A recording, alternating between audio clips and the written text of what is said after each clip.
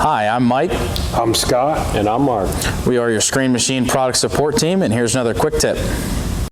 Today's quick tip is going to be on an emergency stop button. This is going to be on our older emergency stop button, so it's a two-part. You'll have the button itself.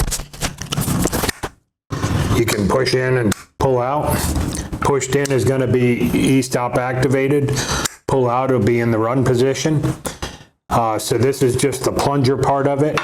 And then you've got the electronic switch that mounts to the back. Notice the yellow plunger on the switch. That yellow plunger on the switch is going to run against this circular tube that moves in and out when you push the switch in and out.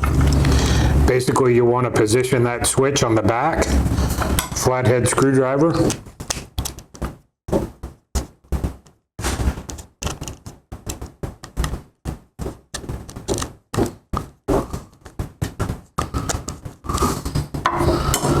And now as you activate the switch, it pushes this plunger in and out in the back of the electrical switch.